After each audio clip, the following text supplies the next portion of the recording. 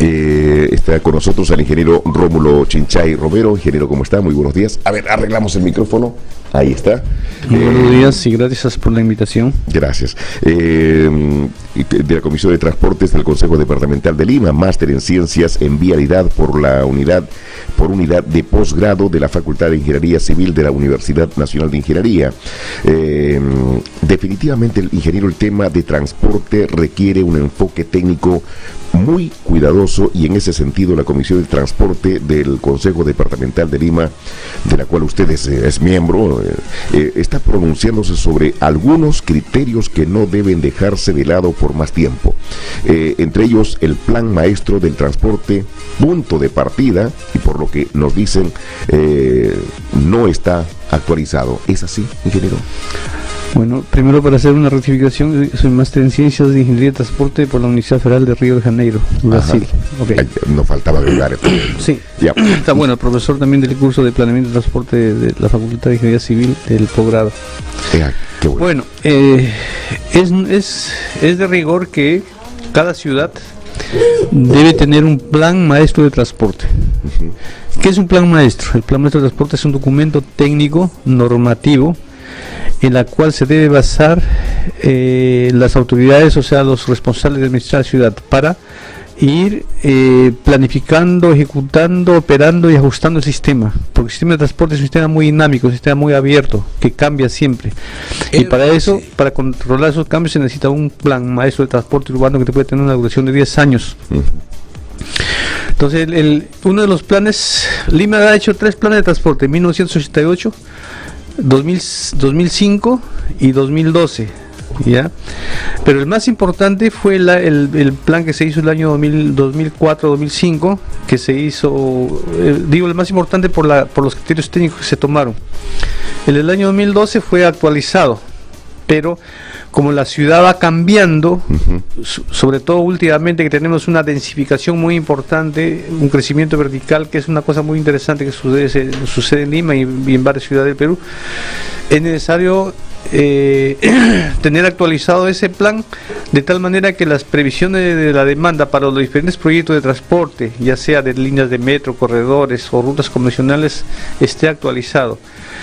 Y todos sabemos que todas las inversiones en el sector transporte, ya sea tanto del Estado como del sector privado, necesitan una información lo más acercable posible a la realidad, lo más cerca posible a la realidad, y para eso esa información únicamente la da un plan de transporte, un plan maestro de transporte. Claro, ahora del 2012 a la fecha, 2017, ingeniero, ¿cuánto ha variado? Se dice que ahora todas son horas punta en Lima y en muchas ciudades del país. ¿Qué hacer para todo ello? Bueno, las horas puntas son normales que existan, ¿no? Solo que últimamente, durante el día, unos 10 años atrás, había congestión solamente en las horas punta, pero hoy día se sigue manteniendo las horas punta, pero en todas las horas prácticamente hay congestión, ¿no? Eso se debe a una mayor tasa de motorización. Y qué buena la pregunta, pero yo le digo, señor, que si comparamos, para tener como referencia con otras ciudades de Latinoamérica, por ejemplo, llámese Sao Paulo, Río o Santiago, que tienen más autos que nosotros. Nosotros tenemos aproximadamente 100 autos por cada 1000 habitantes. Otros países llegan a las 150, 300, otras ciudades, perdón, ¿no? Pero tenemos problemas de congestión más grave que esas ciudades. La pregunta es ¿por qué? Entonces, yo he analizado el problema, y es que se debe a la cantidad de taxis que existen en las calles. Ese es el problema. El problema de la congestión lo producen los taxis y el transporte público. A pesar que el transporte público ya está reduciendo la flota por la implementación de los corredores, ya se está disminuyendo la flota de transporte público, pero siguen abundando los taxis. ¿Por qué abundan los taxis en las calles? Más en algunas vías como la Javier Prado, la vía expresa, según conteos que nosotros hemos realizado, más del 60% de los vehículos son taxis. ¿Y por qué esos taxis están ahí? Porque tienen una demanda. ¿Y por qué tienen demanda los taxis? Porque esos pasajeros de taxi, que algunas personas hacen el esfuerzo por pagar un taxi, son expulsados del sistema de transporte público. ¿Por qué? Porque el sistema de transporte público no ofrece una calidad, no ofrece condiciones de seguridad, condiciones decentes de nivel de servicio o de un buen nivel de servicio para que la gente pueda usar. No, porque yo soy usuario del metropolitano, no importa, vengo apretadito, pero soy usuario del metropolitano, ya, porque me lleva rápido, ¿no? Pero no hay muchos metropolitanos, ¿no? Entonces la gente necesariamente agarra para como valora su tiempo de viaje. La gente, por pobre que sea, valora su tiempo de viaje. Disculpen que estoy un poco agripado. De producto de los gritos de los goles claro. También. Entonces, la gente pues se pasa del transporte público al taxi. Así bueno, es. Y eso es lo que produce la congestión. Claro. Porque el auto privado, mira, se dice que si es el auto privado, los taxis no son auto privado. Es servicio público en realidad. Entonces se dice que el auto privado se congestiona. En el Perú el auto privado no congestiona. El que congestiona es el taxi. Porque el auto privado, el que usa auto privado sale de su casa, va al trabajo y estaciona su carro. Termina su trabajo y se regresa. Sin embargo, los taxis son los mismos vehículos que están dando vueltas y vueltas en la ciudad, y da la impresión de que Lima tuviera muchos vehículos, y no es así. ¿De qué número estamos hablando de taxis, pues, hay registrados oficialmente hay 135.000 taxis, ¿no? 135 en Lima. En Lima. Pero se cree que con la informalidad y ahora con eso de Uber, que debe ser regulado en realidad, no puede estar operando así de forma informal, porque es informal, ¿no? Y ahora pues más de 200.000 taxis. Y Lima no necesita tanto taxis. Si tuviera un sistema de transporte público decente, Lima necesitaría pues yo he hecho un cálculo de unos 40.000. De acuerdo a la matriz de viajes, que se necesitan unos 40.000 taxis nada más. No se necesitan tanto. Porque hay muchas esquinas congestionadas de autos parados haciendo taxi. Así es. Están esperando al cliente ahí. Así es. Es decir, obstruyen más las vías. Así es. Y acá viene otro problema, que es un problema hasta cierto punto constitucional. Porque, por ejemplo, si usted no da licencia de taxi, Indecopi dice que es barrera de entrada, está contra la barrera de entrada de la ley de competencia. En realidad, en transporte existen parámetros físicos y operacionales que necesariamente tienen que ser regulados por el Estado.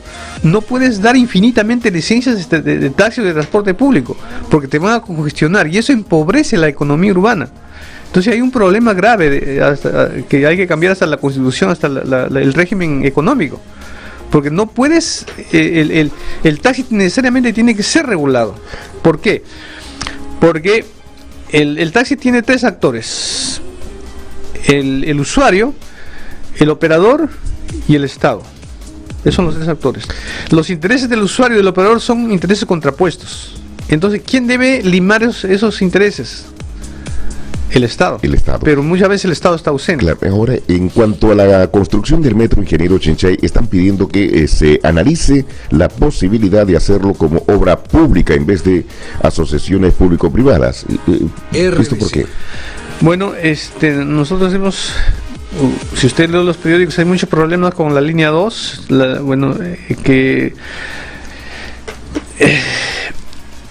En realidad, ¿quién pone el dinero para que se construya la línea 2? Es el Estado que pone dinero, ¿ya? No pone el privado. Eso es cierto. ¿Okay? Eso es cierto. Es como que si yo le diera comprar un reloj, un Rolex, y le doy a usted el Rolex y le pido la hora, y porque usted me diga la hora yo le pago. Ese es el sistema de APPs, ¿no? Suena un poco extraño, ¿no? Así es. Entonces, APP sería que el privado pone una parte y el público pone una parte y el privado asume el riesgo. Pero no, aquí el Estado está asumiendo prácticamente todo el riesgo. Esto como se llama el joint venture, como dicen los ingleses, ¿no? Entonces, nosotros hemos analizado en el Colegio de Ingenieros, en la Comisión de Transporte, analizado este problema, y creemos de que el Estado tiene que convocar a los estudios de ingeniería. Estudios de ingeniería bien detallados, porque en la APP no se hacen los estudios de ingeniería, simplemente se le pide al privado que haga los estudios de ingeniería. Entonces, yo privado también, se lo doy a la razón a ellos, optimizo mis costos, mis riesgos, entonces inflo mis presupuestos. Claro. ¿Ok?